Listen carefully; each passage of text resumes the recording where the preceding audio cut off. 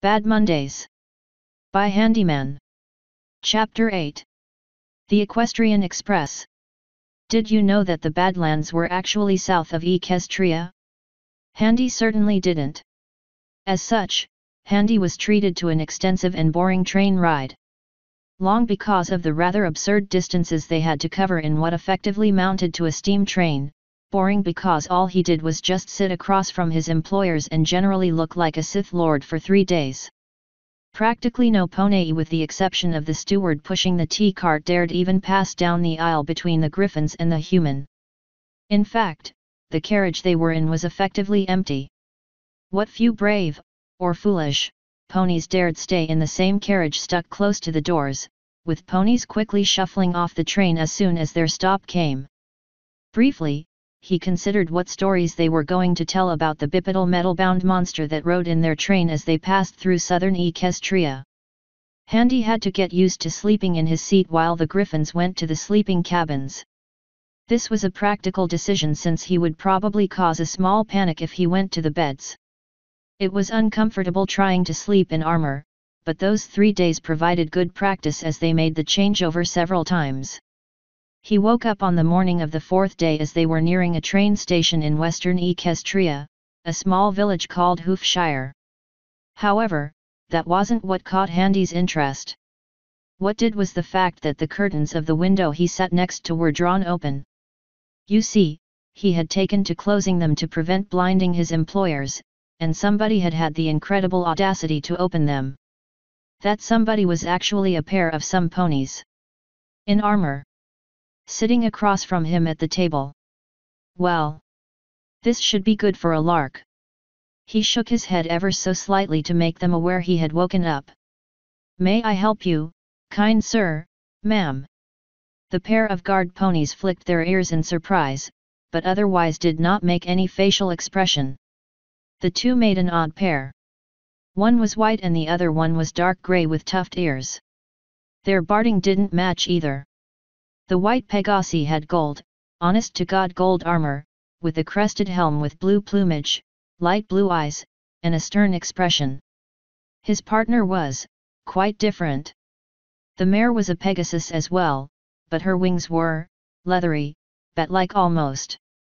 Her armor was in stark contrast to the white one, dark blues and soft purples with a crested helm that imitated the style of her wings, all serving to accentuate her distinctive, golden, slitted eyes.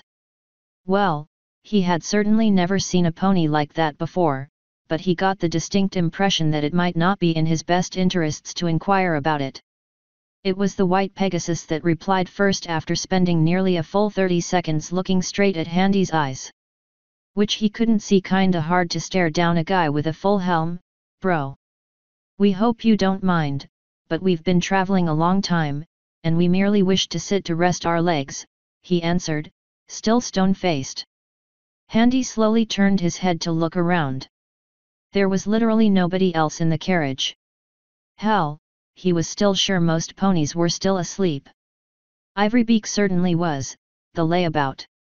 He turned his head back to the ponies before him. Then you are welcome to sit with me as you please, Handy said, shifting in his cloak. He got back into a quasi-comfortable position so he could get back to sleep, or at least pretend to. The clinking his armor caused the two ponies to tense, but Handy pretended to ignore it, lowering his head as if to doze off again, his hand gently resting on the head of his war hammer, ready to pull it out of its holding at a moment's notice. He stayed like that for some time until the mare cleared her throat, getting wise to the fact that Handy was in no mood for playing their game by their rules. Forgive us, but we must ask. What is your name? She asked, polite as you like. She even smiled. It was then he noticed she had fangs. Well, now that was interesting, but two could play at that game, darling, and Handy was not about to show his cards yet. I am Handy, he responded, of Miletia. Mercenary and adventurer.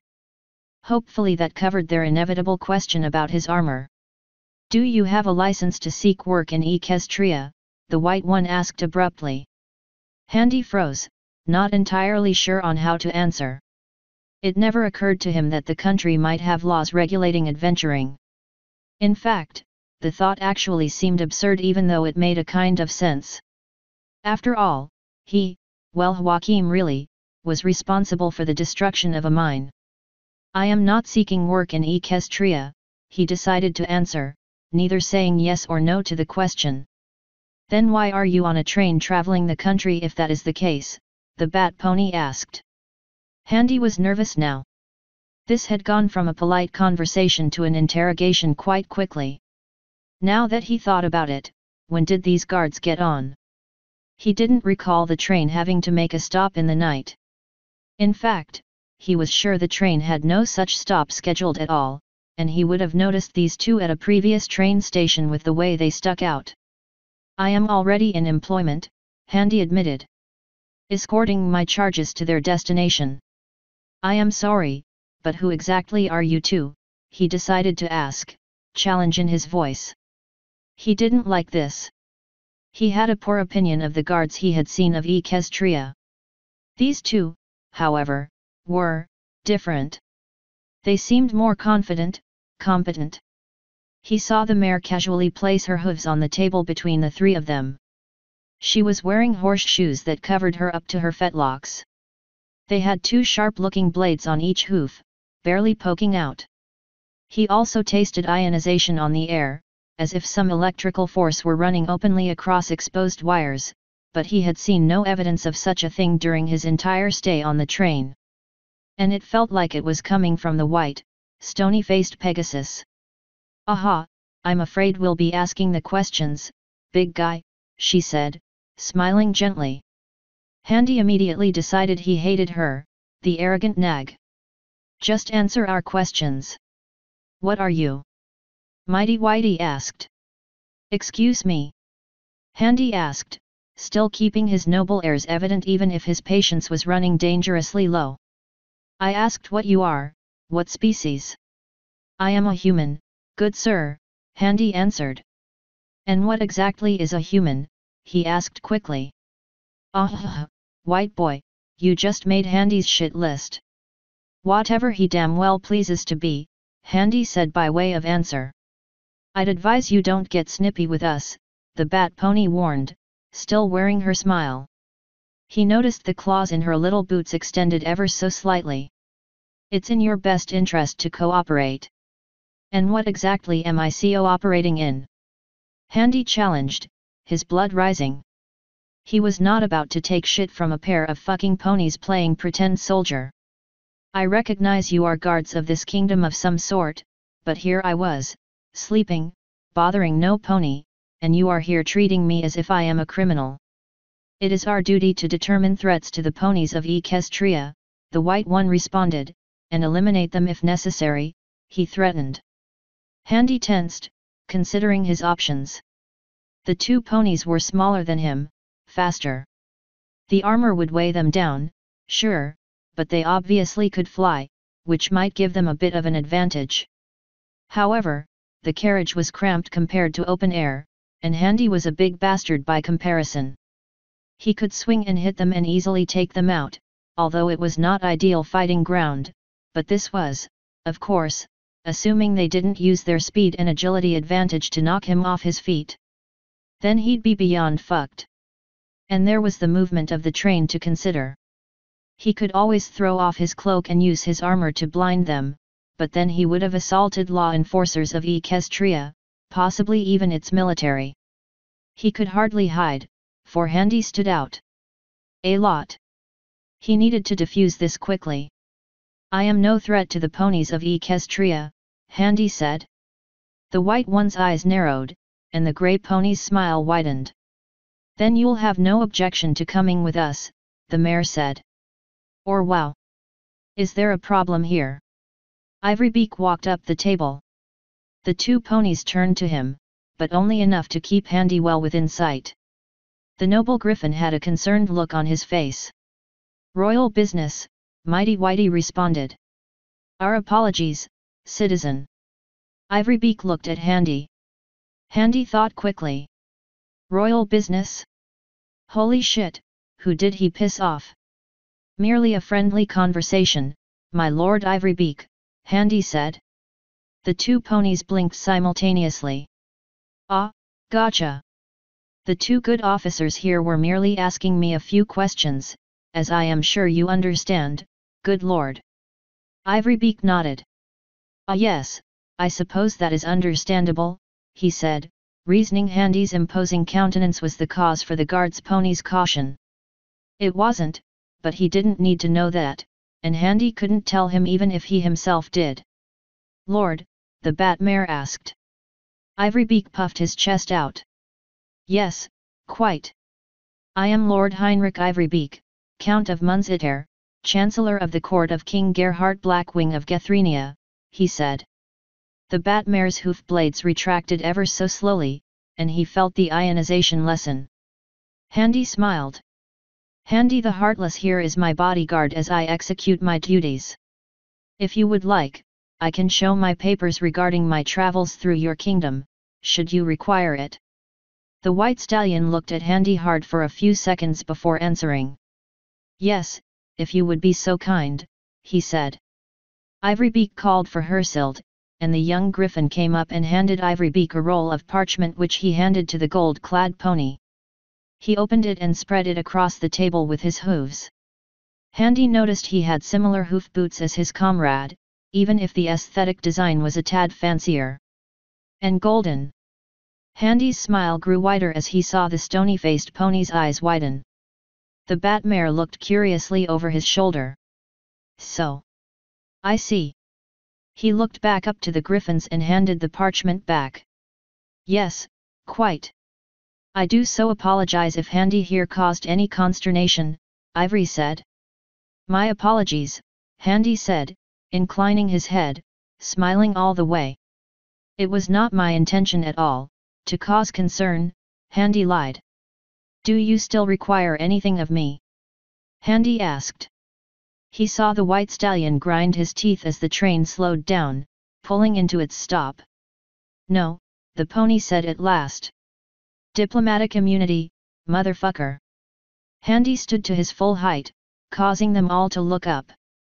The bat mare's smile shrank. Handy's didn't. He turned and bowed slightly to Ivory. Shall I carry your bags, my lord? He asked. That won't be necessary, Handy, that's what Hersild is here for. Handy saw Hersild roll her eyes behind Ivory's back. Come along now, he said, walking to the exit as the train stopped.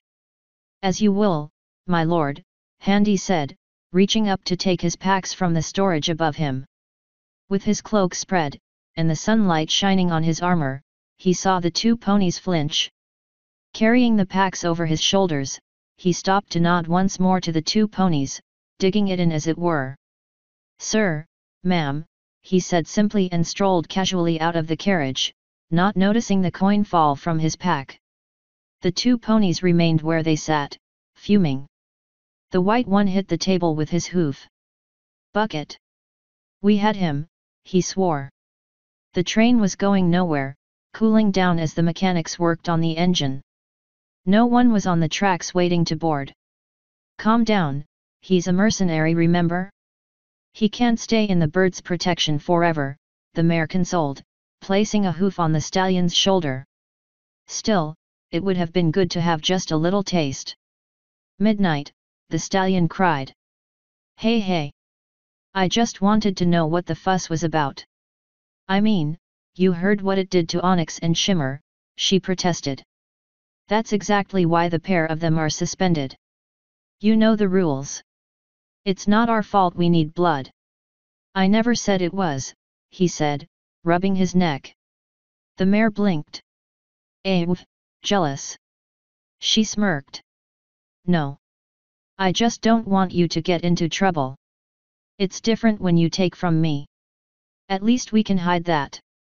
You're a sweetheart, really. But hey, no one said we had to tell any pony I took a bit if we got a hold of him. The stallion just looked at her. Sides, not like it matters now. He's with that dang griffin.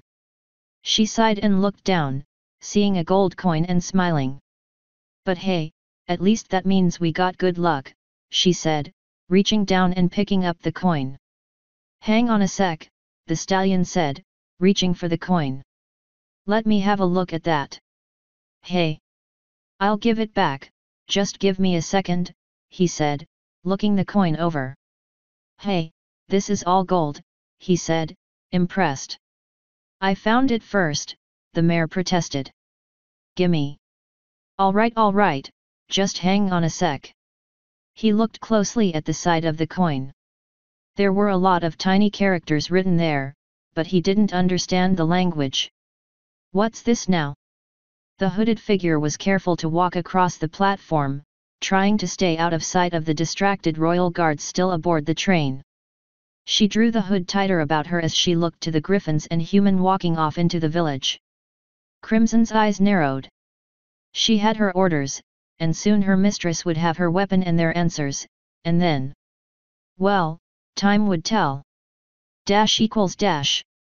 So Joachim was a hard bastard to find. The three of them scoured town after town. Hoofshire was a bust, having seen no griffins other than Hersild and Ivorybeak. Handy was getting quite tired lugging his shit around, but he stuck through it. For some reason, the royal guard had a bone to pick with him, and the griffins were his only protection. Eventually, they came upon a clue, 2 days after they had arrived in Hoofshire. It was at a farm several miles from Folesdale. Apparently, the farm pony, an apple farmer apparently who had branched out and occasionally grew oranges, had spotted a griffin hauling a wagon with several crates down towards the town of Calkins. That certainly had lifted their spirits. When questioned, the brown stallion stated that the griffin had looked worse for wear, his coat very dirty, and he had this haunted look about his face, right miserable looking. His daughter had tried to offer him some help, but the griffin had rudely shrugged her off. Aeon that had lowered their spirits again. If that was Joachim, he was obviously not having a good time. They had then made their way to the town of Calkins. It was a cramped, dark-looking town by the riverside, squashed between the river bank and a high cliff with overhanging trees and foliage. There was one main road that went downhill one end and uphill the other, depending on which direction one entered the town from, of course. The wooden buildings were characterized by high sloped roofs with dark, mahogany tiles. Handy wasn't sure about the practicality of that, but hey, wasn't his town. The three of them entered the town and Handy was treated to the usual reaction. Honestly, it had gotten boring and he hardly noticed it anymore. Following Ivory's lead, they reached the town center. He informed them they should split up and search for Johann, or Joachim as Handy knew him. The griffins split off and began questioning the ponies of the town. Handy stood there for a minute, trying to pick a direction, when he spied a wooden cart with a tarp drawn over it just outside a tavern, a smashed bottle of orange substance on the ground beside it. Handy had a fair idea of where he might find his griffin. == He stumbled at the counter, knocking over yet another cup. Thankfully, it was empty this time. I think you've had enough, pal, the barkeep said, a rather large-looking teal stallion.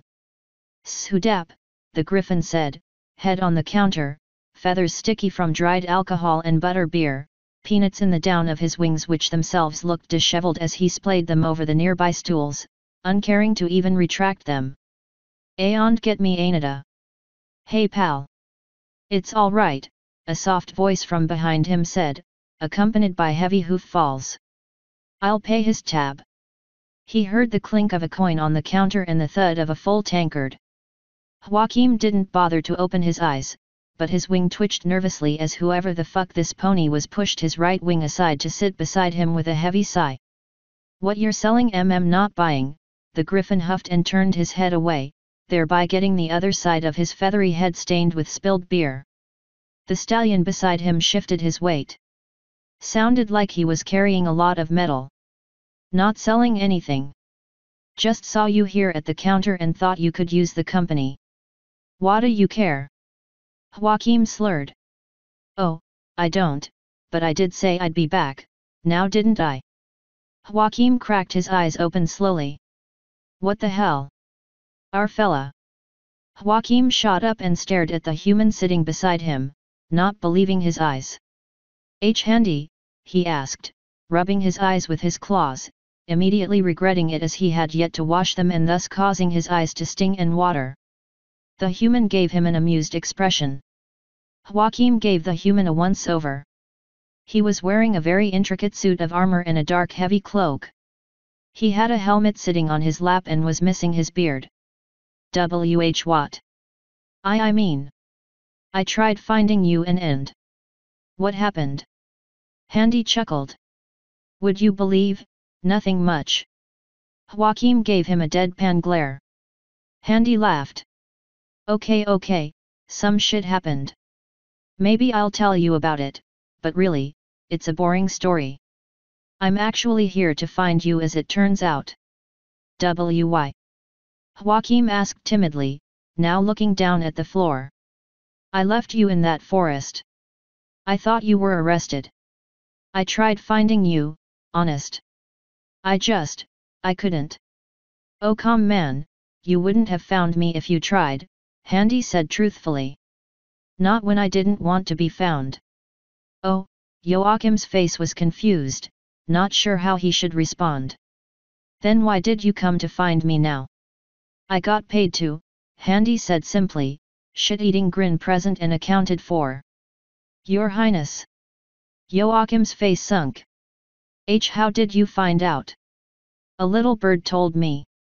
Goes by the name of Count Ivorybeak, Handy responded, drinking the untouched tankard.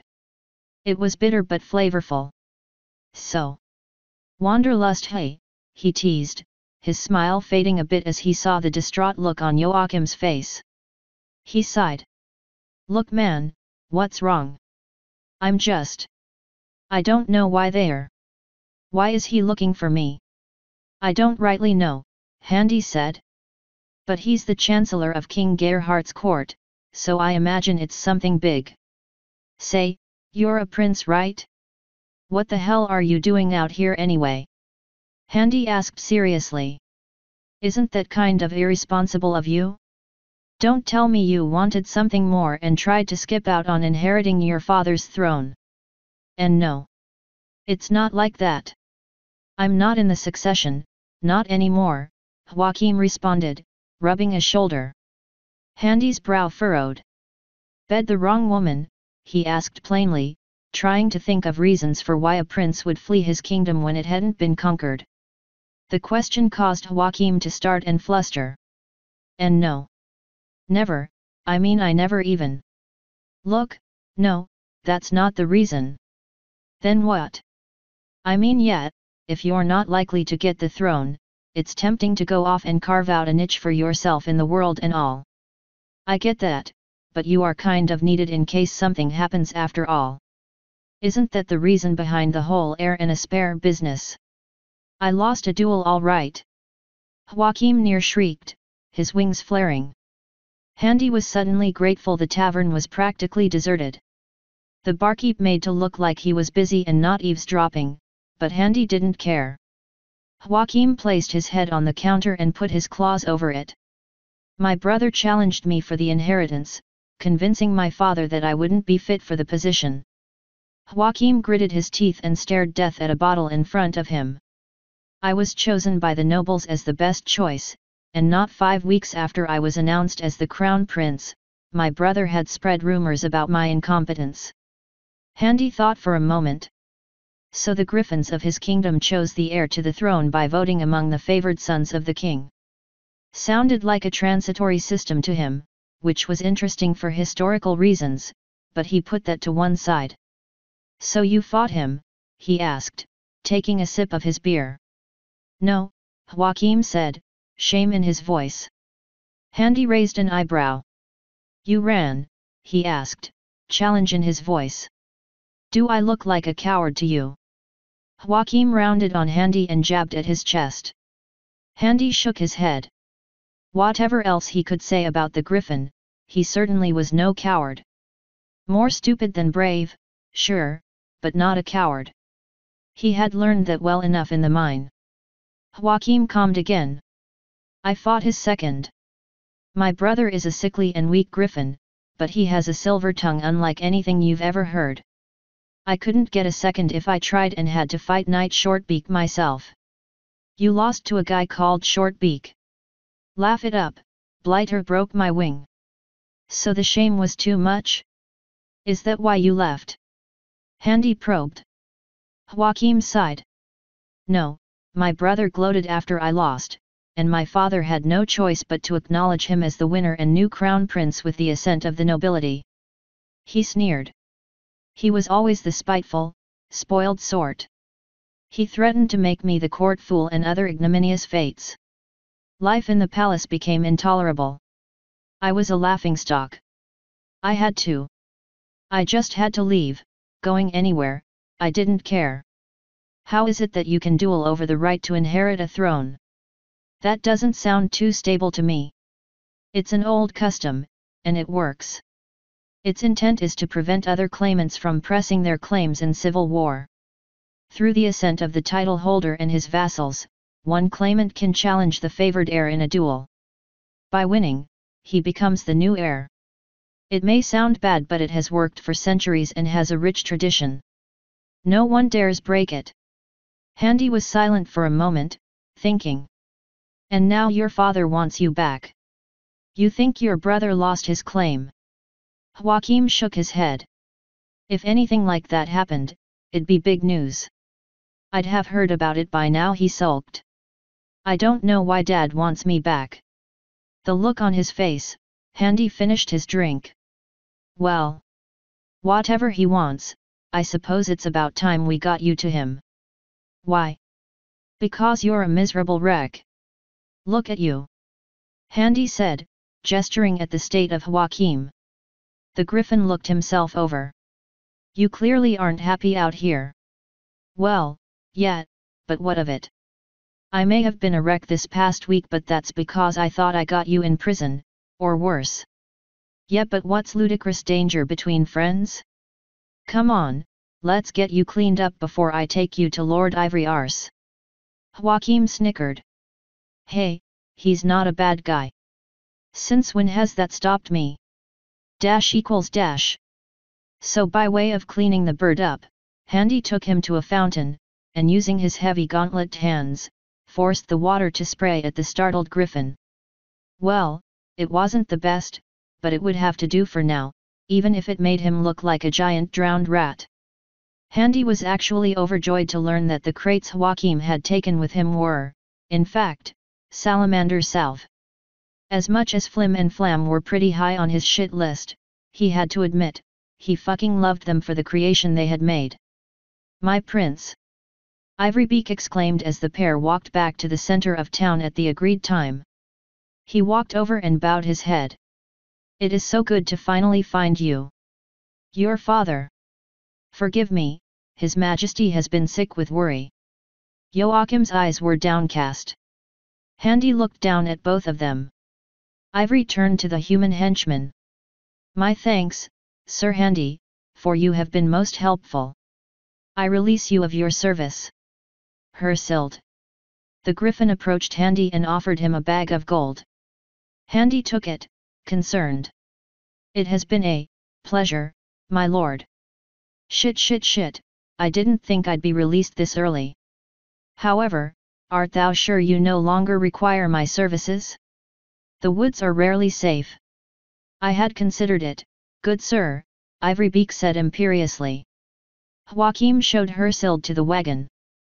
Hersild sighed as she strapped herself in. But considering our little run-in with the Royal Guard, I think it is best we part ways. Royal Guard? Joachim asked. Long story, your highness, he answered. Quite, Ivory agreed.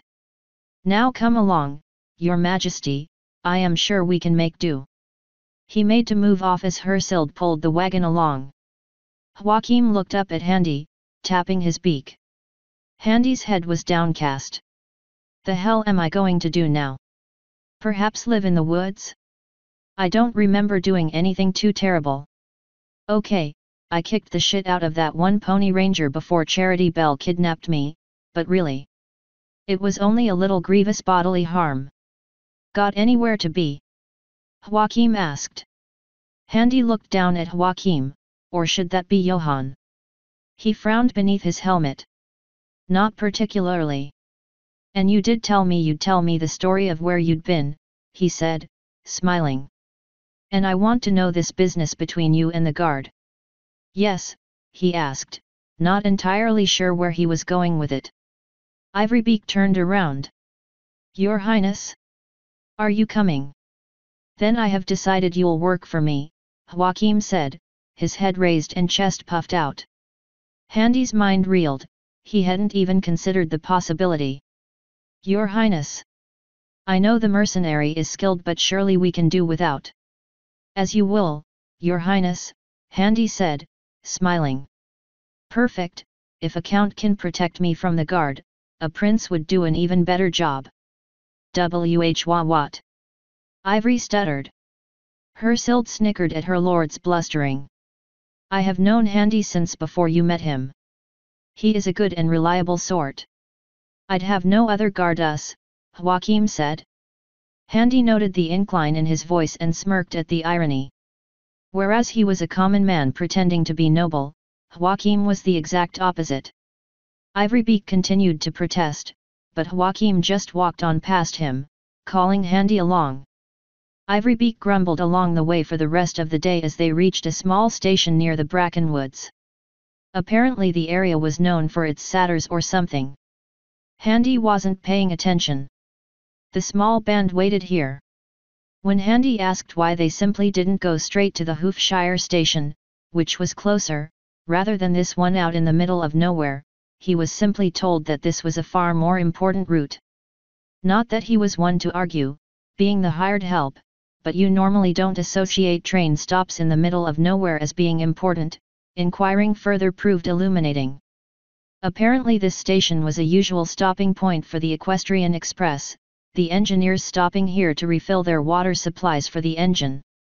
Handy didn't like it. More than once he found his hand reaching for his hammer as he heard hurried hoofballs in the woods around him. He was told to pay no mind, that they were merely satyrs and the worst they would do was snatch the food from your mouth if you were stupid enough to eat out in the open. Still. They had waited an hour for the train to arrive, Joachim and Ivory filling the time with idle chit-chat and pleasantries that ultimately had no substance. Handy and Hersild stood there, bored and exhausted, Hersild more than Handy, given her own load. Honestly, it was almost a relief when the train rounded the bend end. Holy shit, this thing was huge.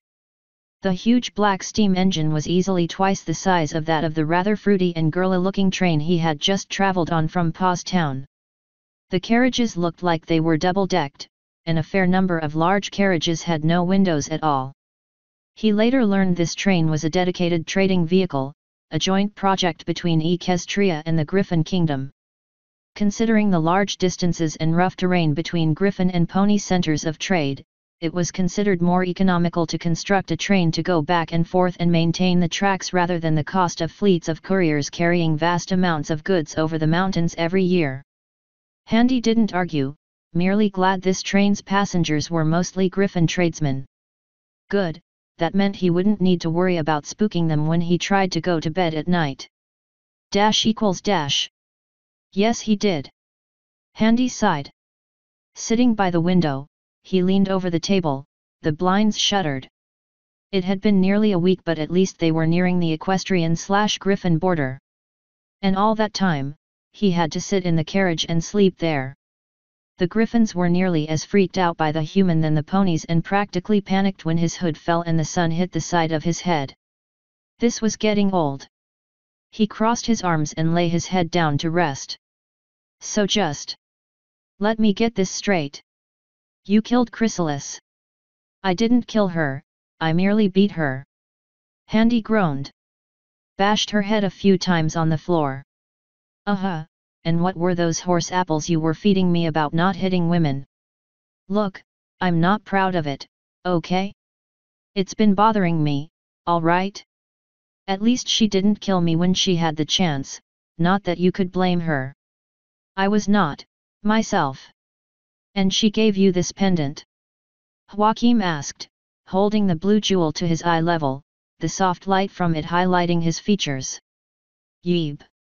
After you killed a dragon, he asked, handing the pendant back to Handy. Well, more like fell on it. How did you survive? Asked for divine assistance. No, really. Really, that's what I did. Whacked away at the supports and prayed I'd live to tell about it. And you call me reckless. I do, and you are, but moving on, that's why I have the designs on my armor.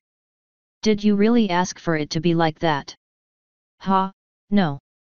The blacksmith did this on her own volition. Because you killed a minotaur. Broke his rib cage, not killed. Still. Look, I didn't have a choice, all right? I kinda lost my temper. And the whole sparkling thing. Joachim said, eyeing Handy's vambraces. There was a sliver of moonlight sneaking through the curtains as the train rumbled along. Handy hurriedly closed the curtain tighter. No idea, the blacksmith didn't know either. My guess? God thought it'd be funny. You know, it kinda is. Fuck you, Your Majesty, Handy said, drinking the coffee placed before him. Anyway, what have you been doing since the run-in with the Rangers? Joachim took a minute to answer. Dash equals dash.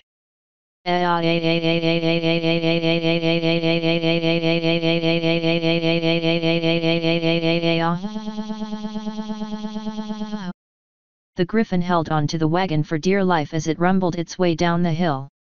The windmill was on fire as the Pegasi lost control of the clouds and a wild electrical storm raged overhead. A cursing pony ranger was cursing and diving between crates of salve as they fell off the back of the wagon. Joachim thundered uncontrollably downwards to the bridge. A thin line of terrified pony guards stood there, uncertain about their chances versus a loaded wagon bearing down on them with ridiculous speed. The sombrero and poncho he was wearing was frayed and stained with apple juice.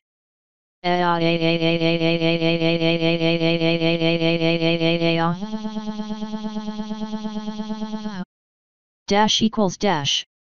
Joachim's thumbs were twiddling around each other. Nothing interesting really, he said, looking aside. Handy was too tired to press him on it. Joachim shook his head. Anyway, it's late. I'm heading to bed. You enjoy that, Handy said. Joachim smiled at him apologetically before moving off. Handy sat there for a while longer. It was dark in the carriage and lonely too. He got up, deciding to stretch his legs for a bit. As Handy busied himself, walking back to the small storage area on one of the passenger carriages to look over his packs and the other goods his group brought with them, he, and everyone else on the train for that matter, did not notice the crimson pony land on the caboose. Not that they would have, there being easily 7 large container carriages between it and the passengers. The spectral wings dissipated as the unicorn's horn lit up, witch fire pouring from her eyes. It was simple: get in, get the creature, get out. The power her mistress had given her had taken a long time to accrue, but it would be worth it. Her ear twitched and she turned. The clouds parted just enough to see a large number of silhouettes against the moon heading towards the train. She frowned. Mistress had never said anything about sending help. Crimson assumed the worst. Her horn flared with energy as sibilant whispers fell from her lips. Her form trembled and spasmed but remained firmly grounded on the caboose of the speeding train. The mist gathered about her, flowing from her mouth, ears and nostrils. The racing wind whipped and plucked at it, but it did not fall from the train. Wraith-like, semi-solid forms emerged from the smoky substance, their spectral hooves clawing at the caboose to pull themselves up as their muzzles opened in silent whinnies. The dark forms of the strangers were gaining speed now, diving straight for the passenger carriages. Crimson snorted, her hood pulled back by the wind. They would not take her prize from her. Dash equals dash. Handy studied the bottle of salve for some time. That broken finger of his was feeling much better, but still. It could use a little help, couldn't it? He shook his head. He knew this stuff was addictive. Was it really wise? He took his helmet off and placed it on the crate. He wondered if it would heal his chest scar. Well, he didn't really want to get rid of it, it was kind of bitchin', but he had to consider the possibility. He could test it, right? Just a little wouldn't hurt, right? It wasn't as if he had an addictive personality or anything. As he reached to turn the cap of the bottle, he heard a crash. He whipped around and drew his warhammer out, gripping his shield in his free arm, the bottle fallen and forgotten. He pushed open the door, only to get a hoof to the face for his trouble. Handy staggered back and swung his hammer around in an upwards swing. He didn't see what he struck through the stars in his eyes, but he felt it connect and heard the crumple of metal under his blow. He regained his footing and brought his shield up immediately, only to see sparks fly across its edges and feel a force strike against the weight of the metal. He rushed forward suddenly, not seeing what he was fighting in the dark room. The shield bash caught his opponent off guard, and he heard a weight hit the ground. He kicked with his boot and connected with something, eliciting a shout of pain. He roared and swung his hammer around one-handed overhead and struck the ground. He looked up. He was fighting a pony, another one of those bat ponies like the one he saw at Hoofshire. There was another one in a heap spread across a seat, the armor on its chest deformed. Looks like he got a good hit in. There was glass on the floor, and he heard the rush of the wind through the breach. More crashes, screams of alarm overhead, more intruders bursting into the carriages. Handy snarled. Royal Guard or not, he was hired to do a job. He bashed his hammer against the side of his shield and challenged to the guard. Come have a go if you think you're hard enough, pony, he shouted over the noise of the wind. The stallion snorted, pawing at the ground in anger. Handy noticed the pony had blades on its front hooves. And they sparked. His eyes widened as he had mere moments to duck as the Pegasus dived for the human. He rolled on the ground under the dice to get further away from the pony before rising to his feet and charging down at the guard. The pony was faster, however. Handy got a boot to the head as the pony did a maneuver in the air that caught the human off guard. He stumbled backwards from the blow and had to raise his shield. The pony was a fluid ball of fury. He swung the shield out, causing the pony to back off for a fraction of a second, immediately thinking the human had made a mistake and left an opening. Just in time for the hammer to come swinging around at the exact same time. He caught the Pegasus on the helmet, ripping it off. Handy's eyes widened. Bollocks, he mouthed. The mare shook her head, short black mane shaking with it, and snorted, pale green eyes staring daggers at Handy. Handy backed off and raised his shield. Of course it would be a mare. Why wouldn't it be? Silly Handy, what was the fun in fighting without a psychological handicap? The pony slowly advanced on the human. He easily outweighed the pony so much that it was almost hilarious, but the little devil was fast and those blades looked nasty. Care to explain why thou art attacking a trading train? Thou realize, of course, that thou are assaulting a diplomatic envoy and his entourage, Handy tried reasoning. He heard the fighting upstairs. Quiet, the guard demanded, casting a glance back to her unconscious partner before locking a glare at the human. You are under arrest by order of Princesses Celestia and Luna. Handy snorted. On what grounds? Take your pick. The mayor smiled.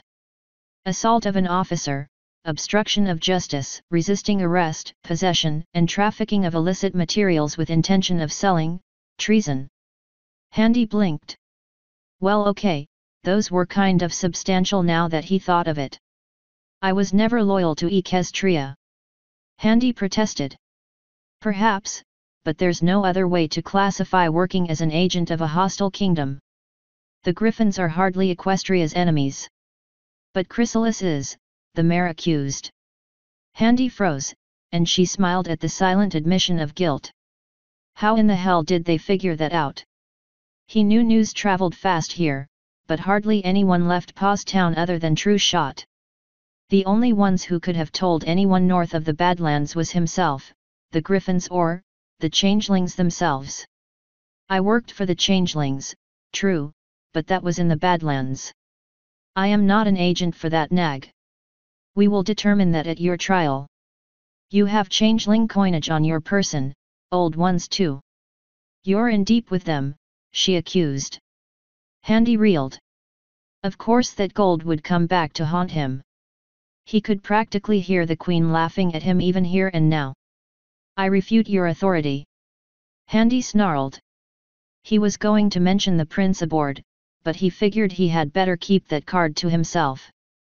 Something told him that if the equestrians got a hold of the prince when they were bold enough to say screw diplomacy, to catch one petty criminal such as him, they might just use him as political leverage on the Griffin Kingdom. Mayhap he didn't care. He did, however, believe he was a professional, and a professional didn't do his job by halves. He would need to protect Joachim, and that meant dealing with this mare one way or the other. Without hitting her. He could do that, sure. He gritted his teeth as he felt the blood run down the side of his head. He really missed that helmet. Unfortunately, the mare was now between him and it. He undid one of the clasps of his cloak, causing it to flutter wildly, the moonlight on his armor causing it to dazzle spectacularly. The mare was suitably distracted and shielded her eyes. Big mistake. He rushed towards her and shoved her out of the way with his shield. The blades on her hooves moved position and hooked into the underside of the shield as she pulled.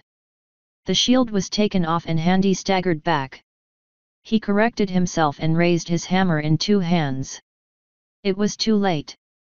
The Pegasi rose into the air with a single, strong beat of her wings, spinning in a twirl as she swung the shield around, causing it to smash into Handy's head audibly.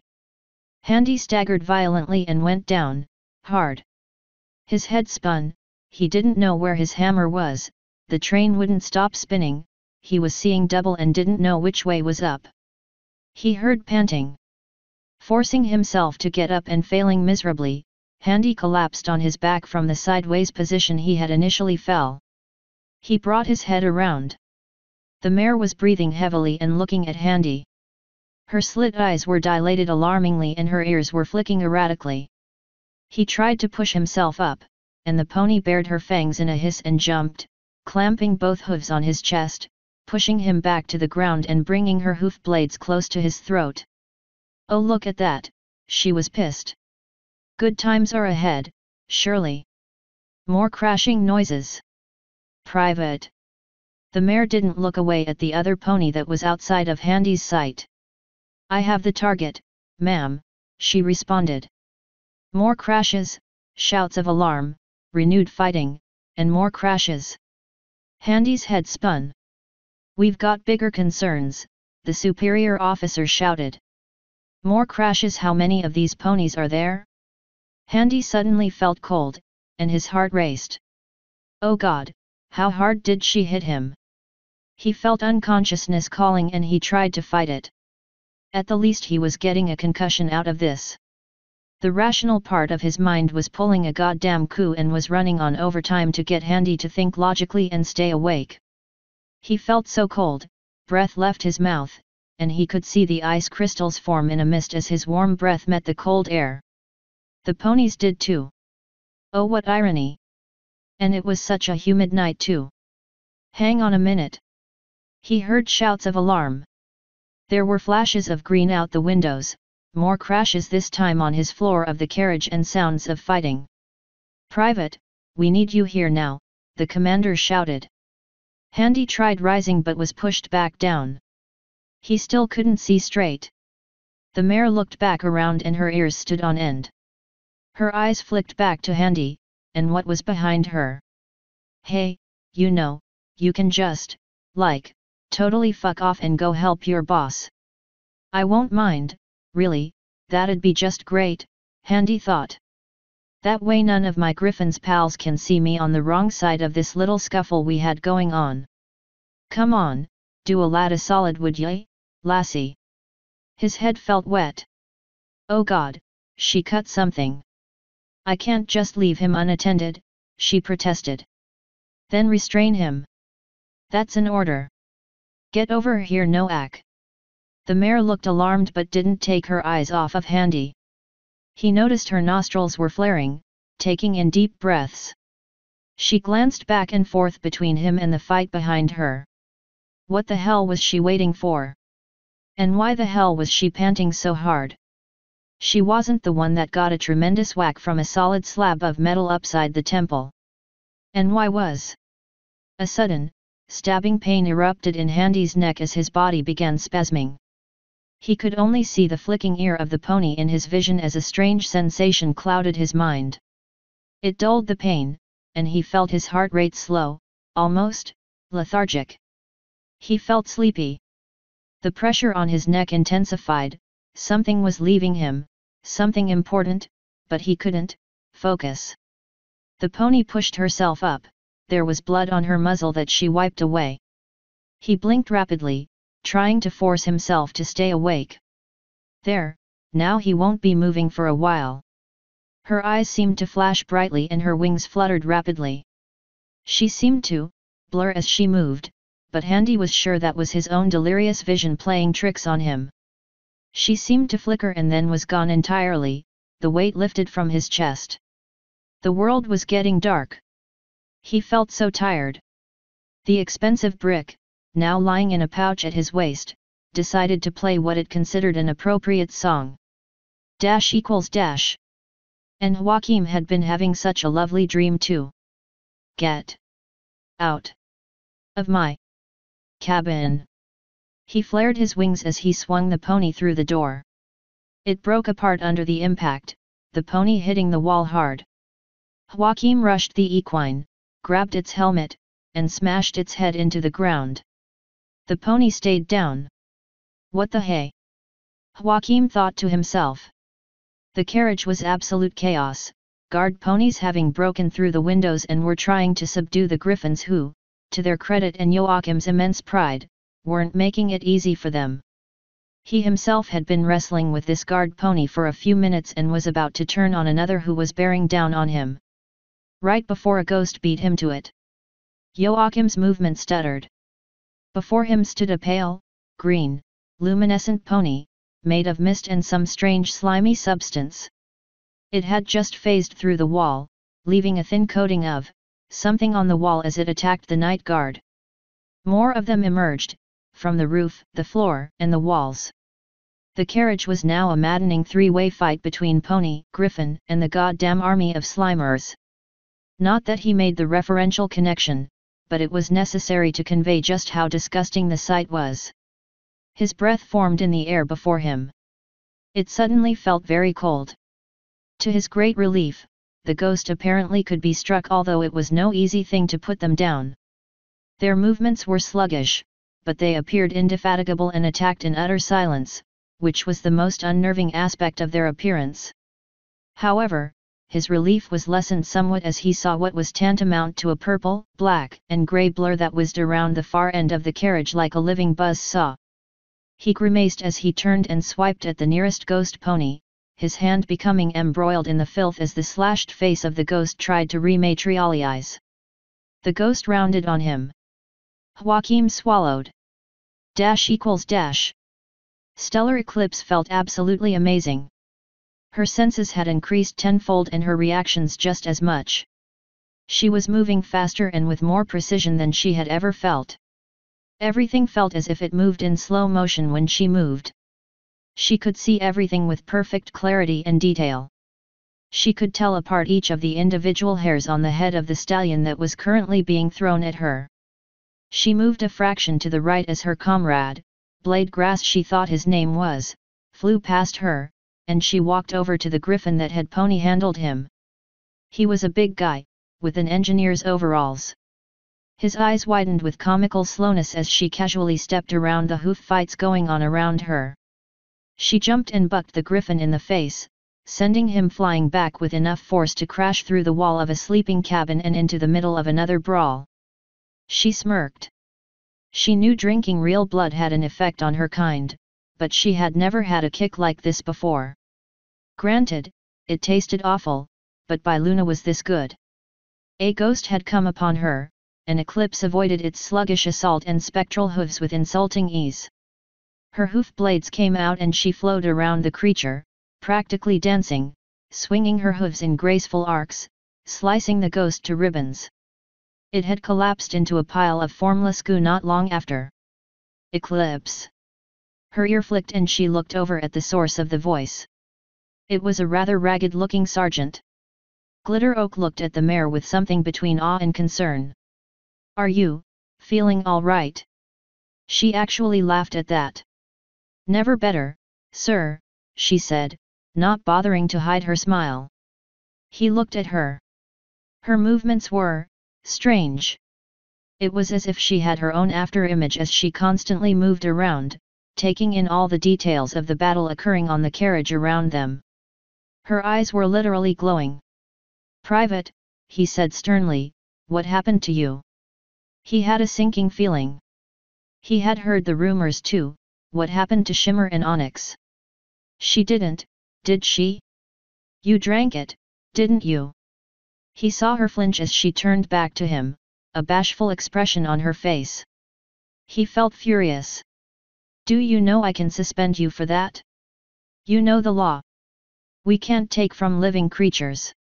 She looked down bashfully, only looking up suddenly to take a swipe at a rather beaten and bruised-looking griffin who didn't know well enough to sit down and play dead.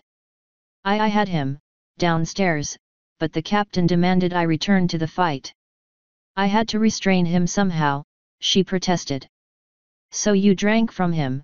he yelled incredulously. He toned down his voice. Some of the others were becoming distracted from their fights when he raised his voice. He glared at Eclipse. His ear flicked. "What's it like?" he asked, looking away. Eclipse smirked. "It's great. I've never felt like this before in my life," she said before her smile grew wider at him. She turned briefly, looking out a smashed window. More of those ethereal nags were flying past the carriage, heading towards the further passenger cabins. She turned back to her sergeant. "You can court-martial me after the operation. Right now, I can't afford to waste this." She studied his face for a moment before saying, "You know, I left plenty in him. You could always just go down and take a bite yourself," she added before rushing out the window in a blur. She was gone in a blink. The sergeant looked at the battle around him and glanced at the door leading to the stairs behind him. The beginnings of a smile tugged at his lips. Dash. One hand. Then another. The haggard, wrecked Handy forced himself forward, crawling on the floor back into the holding compartment. He had one chance, and he couldn't afford to waste it. It took him a while to process that the bat pony had fucking drank his blood. The things were goddamn pony vampires. He needed to be helped, and fast. The griffins aside, he didn't want to be at the mercy of a pack of those creatures. His vision was blurring dangerously, and his head was ruining his concentration. He needed sleep so very badly, but he was stubbornly forcing his way through the fog of consciousness. He got to the wagon, his hands fumbling at the dropped bottle of salve he was perusing earlier. He struggled, his armored hands feeling clumsy and overly large in his hands. He tingled all over in an unpleasant way. Pins and needles. He got the cap off and considered applying the stuff to the cuts on his head and bite mark. He could worry about the possibility of vampirism later. He needed help now. That meant he needed blood. Applying it to his cuts would not fix that, and his clouded mind and faltering logic thought it would be a good idea to just chug the salve. Remember Handy's rules? The one about not willingly doing drugs? Yeah, check that off the list along with women beating and heavy drinking. Like those other slip-ups, he hoped to never repeat them, but the stain on his record was now there. He immediately regretted it, for his esophagus felt like it had been lit on fire. His vision cleared instantly but was warped. Everything was the wrong color and wouldn't stop changing. He fell from his knees and shook violently, retching and coughing. His pace quickened. He wasn't sure if that was good or bad given his recent blood loss. What was worse was whatever lock he had placed on the wicked thoughts he had been entertaining when he was trapped in the changeling pod started flooding back into him. They'll never know. You should have eaten her. You enjoy pulling wings from flies, don't you? I hate mirrors. He shook his head, hitting it with his fist, trying to force the thoughts from his head. Flesh is flesh. There's nothing wrong with other people's tears. Everything is cold. Why? He clasped his hands to his head, or was it his head to his hands? Did it matter? Yes, it did. Or so he thought. Handy thought about a lot of things. You were God's worst mistake. Thankfully, his ruminations were interrupted by a weight pressing down on his back. There you are, he heard the voice say, causing his teeth to grit harshly. Now just lay still, and Handy lashed out in rabid fury, kicking and grasping violently as he turned around quickly, kicking the stallion in its unprotected underside and driving it from its hooves. Handy grabbed the stallion, who struggled to bring his hooves to action. Handy laid into him, pounding its head repeatedly with his gauntlet fist, his voice cracking as he screeched desperately in fear and anger. He deformed the side of the helmet, grabbing it with both hands and pulling it off of the stallion's head. The staggered stallion could barely get the sense together. Handy could empathize, his vision was still swirling manically, but it was clear enough for him to make out the pony's wings. And its fangs. He wanted my blood, Handy thought. You need blood. Then I'll take his. Handy thought furiously. He punched the stallion once more and forced the stallion down to the ground. Hold still, you fucking vampire. Handy sneered, not thinking clearly. The stallion glared up with him as he struggled. What are you doing? Let me up, he demanded. Handy shook his head and smiled, baring his own canines. The stallion looked up at the human in confusion. Time to get a taste of your own medicine. His rational part groaned internally. What the hell was he doing? Just knock the stupid pony out and be done with it. What, drinking his blood? Handy, Handy, Handy, what the hell, man? That wasn't going to do you any good. Look, now you have fur in your mouth as you bite his neck. Classy, Handy, just classy. It was not as if. == Midnight regretted making that bet with Cloud. The simple smash and grab mission had turned into an utter mess. They had taken all 3 passenger carriages by storm, not taking the chance of missing the human. To think. He was an agent for the changelings who was not even a changeling himself, and she had him right there. It was infuriating, but no, they had to let him go because he was working for a foreign noble griffin. His eyes, they closed. She had resolved that she'd personally take the human in and show up Cloud. All she had to do was at least show up at Canterlot with the human in chains and her as one of the ponies guarding him. Nope, that couldn't be simple now, they had bloody ghosts attacking them too. She cursed her luck as she pummeled another ghost into spectral mush. And his last breath spoke. This was going to take ages to wash out of her fur, never mind her armor. Tisk, her staff sergeant was going to be giving her Tartarus for the next month. He had seen all there was to be seen, a life once full, now an empty vase. And she had nothing to show for it. She had really been hoping to impress Cloud with this. Now she was hoping she could make it out of this without a shiner. Like the blossoms on his early grave. Walk away, me boy, walk away, me boy. Oh no, you just sit right the hay where you were, mister. She slashed at another griffin who had decided to announce his attack with a squawk. Full. And by morning we'll be free. Wipe a golden tear, from your mother dear. This was just a bad night in general. She really hated Mondays. And raise what's left of the flag for me. And just who is singing at a time like this, she shouted over the din of the battle. She heard large clangs coming from the far end of the carriage and noticed the door leading to the stairs was bulging. And the rosary beads, count them, 1, 2, 3. The door burst from its hinges, and a voice boomed, "Evening, fuck nuggets," fell apart as they hit the floor. The armored form of the human strode arrogantly into the carriage, and several of the combatants stopped to look up at the intruder. Congrats! In a garb of black, we must pay respect, to the color, we're born to mourn. You all just made my personal shit list. The human held a pony aloft in one hand, his cloak whipping behind him. The pony was breathing shallowly, with a nasty-looking injury to his neck. There was a splash of blood on the front of the human's helmet. He tossed the defeated pony aside like an old wrapper, and in an instant, he was upon the next one. In a blur of glittering silver, the guard was sent flying across the cabin, crashing into a ghost and dematerializing it in a splash of ectoplasm. The carriage erupted in pandemonium as the rampaging human started swinging his hammer with reckless abandon. Handy had never felt more alive. He could barely describe it, the way how everything felt so real. He got bucked in the side by a pony but recovered quickly and was at the pony's flank before it could react. He grabbed its hind legs and flung it bodily around, smashing into a fellow guard. His shield, now properly affixed to his arm, swung around and crushed a ghost against the wall of the carriage. The griffins were emboldened and redoubled their efforts. The guard ponies were now truly struggling to maintain battle order. Handy threw his opponents aside like they were nothing.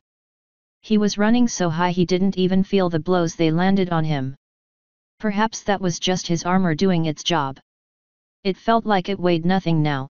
His hammer felt like a toy as he sent another pony flying out the window. One of his comrades jumped out to catch him before he hit the ground. The ghosts were a bit trickier. Bastards could reform if you didn't beat them silly enough. That was good, however, for Handy felt like fighting something that could take it, but the blows he landed felt soft as the ghosts easily gave way under his blows, giving no satisfying weight to his attacks. He then focused on the guards instead, leaving the ghosts to the griffins. The guards, for their part, recognized there was something different about the human, which was a feat since they shouldn't have known what he was like normally. His movements were too quick, too fluid. For Celestia's sake, he was sparkling. Nobody said he had magic. He didn't, of course. Those in the know about the real reason behind Onyx and Shimmer's suspension knew the human's blood had a peculiar effect on their kind. Perhaps this was always the case? It was his blood after all. No, something was different. Midnight blinked. Flying near the ceiling, she spied the unconscious glitter oak and his neck wound. Her eyes widened. "Retreat," she ordered. One of the sergeants looked up and demanded an explanation. "He drinks blood," she exclaimed, pointing a hoof at the human, who even now had a pony gripped by the throat in his shield hand. "It's like Onyx and Shimmer in reverse. He gets power from us," she exclaimed. The human reached for his helmet slowly. Midnight didn't think twice. Handy had the little bastard where he wanted him.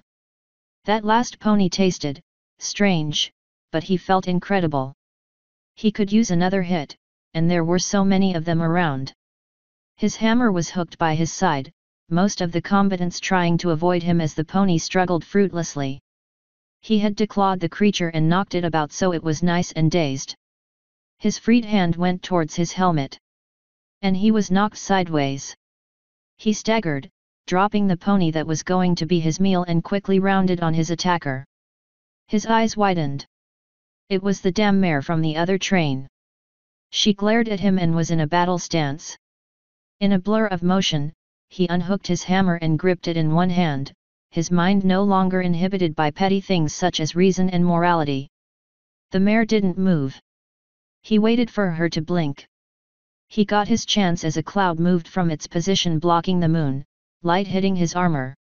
She squinted, and Handy struck. He moved in an instant, but the mare had actually struck the second she squinted her eyes, wise to Handy's game. He got all four blades raked across his breastplate, followed by her hind hoofs bucking him as she flipped. He staggered back. "Clever girl," he commented, his armor none the worse for wear. He was about to advance again when more ghosts phased through the walls, and Handy found himself distracted. Midnight took the opportunity to get her stricken comrade back to safety. She lifted him and dragged him outside through one of the windows. Her comrades evacuated the carriage and flew into the next one to regroup. "Handy!" Joachim screeched, his wings askew and injured. Handy looked up from the puddles of ectoplasm he had been making. "What was that?" What is this? Joachim exclaimed, gesturing around at the wrecked carriage around them. What did you do to tick off the princesses? And what happened to you? He asked, noticing the blood on his helmet and his noticeable entrance to the battle. Handy shrugged. Sorry, but we really don't have time for this, he said simply. The tired griffins around them groaned in various states of exhaustion. Ghosts still poured in, but they were fewer now. He saw several outside heading towards the forward carriages. He turned to the front of the carriage. There was a doorway leading to the next passenger carriage, and he could see fighting going on through the window. His pulse raced and he smiled maniacally. Why couldn't he feel like this all the time? It was amazing. I got things to do, Handy said, rushing past the exasperated Joachim and breaking down the doors between him and the next carriage as he engaged in the fight with wild enthusiasm. == Crimson snarled in anger. She was slowly making her way up the train, but she could feel her phantoms being destroyed with distressing speed. There was two ponies up ahead doing particular damage. She would deal with them in time. Her frown turned into a wicked smile as her horn and eyes flared with greater intensity. The clouds overhead roiled and became dark and angry-looking. A swirling vortex of energy slowly but surely coalesced into existence behind her. It would be ready in time. These sniveling guard sycophants would not cheat her of this. That was roughly when the roof of one of the carriage up ahead exploded outwards. A humanoid form landed hard on the roof of the carriage and scrambled to grab hold of something before he slipped off. A guard pony followed after him and landed on the carriage. Stay down, human. Make me, pony. Handy retorted, digging his hands into the metal of the roof itself and clawing his way back up, his hammer at the ready and his cloak whipping violently from his shoulders. He was gleaming brightly like 1,000 stars, but Eclipse's eyes could withstand it. Her comrades below were recovering from the human's assault and dealing with the remaining griffins. Her cocky smile faltered when she saw the griffins from the first car fly out the windows and dive into the sides of the second. She snorted. Pay attention. She dived out of the way, just in time, as Handy's warhammer plunged into the roof with tremendous force. They danced like that for some time, Handy swinging, blocking, rolling, and kicking. Eclipse took full advantage of her wings and dive-bombed the human at every available opportunity, hoof blades clawing at him as she kicked and tackled the armored warrior with impossible speed and strength. Neither could land a solid blow, the pony lost in the excesses of the blood curse her kind bore, the human's mind far too addled to make sound, reasoned judgments. Green lightning struck Eclipse in the midsection and caused her to spasm uncontrollably mid-air. She hit the carriage roof hard and began to slide off. Handy's boot clasped her tail to prevent her falling to her death. He turned to see what could possibly have interrupted their fight, only to see an impossible horror. There was a pony on the roof with them, a unicorn with a glowing horn and eyes of green fire. He reached down to grab the bat pony by her armor, his mind trying to grasp where in the hell the unicorn had come from. It was then he noticed the semi-visible vortex of energy behind her growing in size and volatility. Green flashes of lightning struck from the vortex soundlessly as its gaping maw grew wider. He threw the pony casually behind him, back into the carriage to shouts of alarm. He ignored it. It would seem he had a bigger issue to worry about now. The unicorn was bathed in green light. Human, she shouted. You will come with me. Surrender and I will not harm you. Who did this bitch think she was talking to? He was Handy on fucking vampire steroids. What was she going to do to him? Comply. An arc of green lightning struck the carriage roof beside him, which promptly burned up and melted away. Ah, see, now there was a convincing argument. And just who the hell are you? Handy demanded. That is of no concern of yours, fool. Surrender, she demanded. Handy's eyes narrowed. He had had quite enough with uppity women today. I don't think I will if it's all the same to you, he shouted over the roar of the wind. He took a few steps forward. The pony snorted. Have it your way. If you won't be ours, you will not be theirs, she shouted. The vortex behind her swirled violently, and he could feel the ionization in the air, his breath misting as he exhaled, the hoarfrost forming on the carriages. The lightning bolt struck from the vortex. If it were not for his heightened reflexes, it probably would have struck him in the neck joint and killed him dead. As it were, he raised his shield and closed his eyes. He saw what happened to the roof at his feet. This was going to hurt, his rational mind damning him for a fool for not surrendering.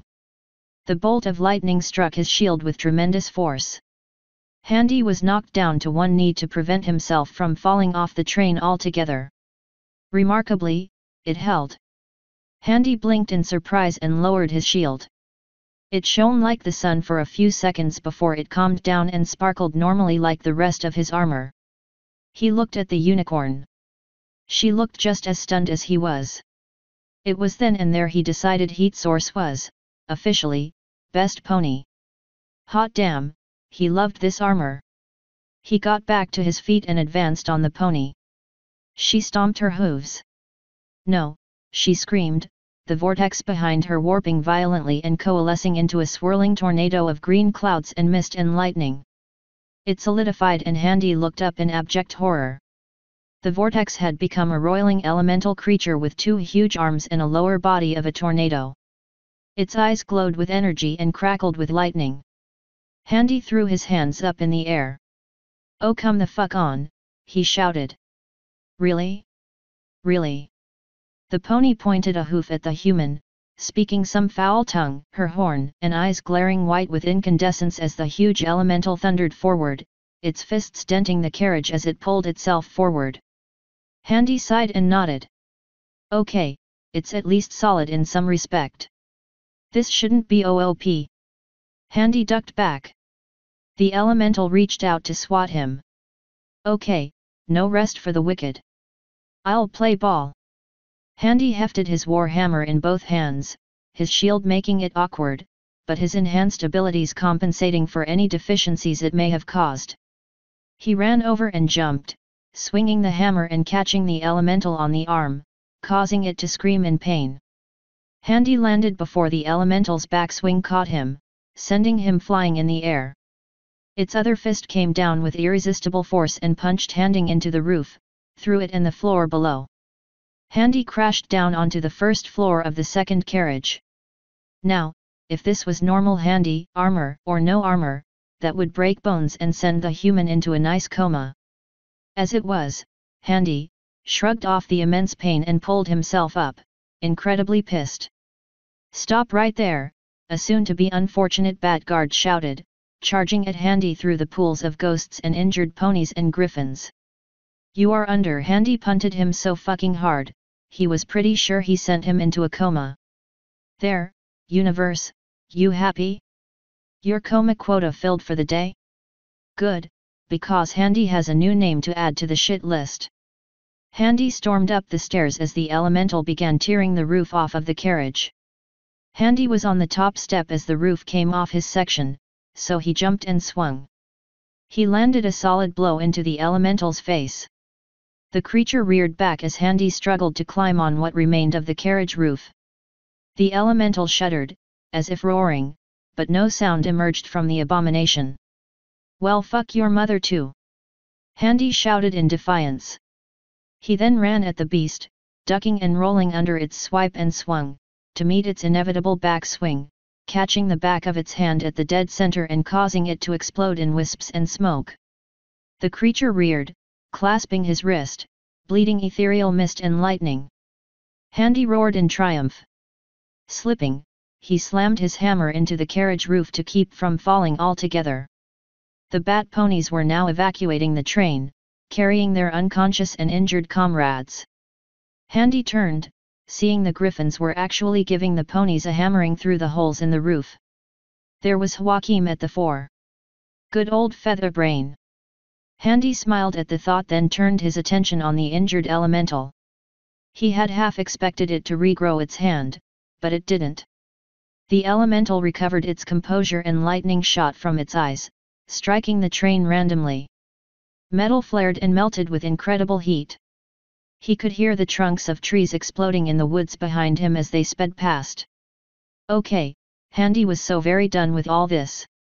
Handy pulled himself up before lightning struck his back. He felt an immense flare of power wash over him and then dissipate. His cuirass shone brightly as he struggled back to his feet and charged at the elemental, which raised its remaining fist and slammed down on the human. Handy let it, he dodged as it crashed through the roof. Handy then leaped on its arm. The elemental reared and flailed its arm, trying to knock Handy off with its other stump. Handy batted it away with a backward swing of his hammer as he pulled himself up onto the struggling creature's shoulder. You know, he said, swinging the hammer and bashing the side of the creature's head. I just wanted to go to sleep. He swung again, this time catching the creature's eye, causing it to explode outwards as the creature reared yet again in silent agony. Not fight fucking vampires. Or ghosts. He swung again, anger fueling his every motion. He dug into the beast's shoulder with the point of his kite shield and held tightly with his knees.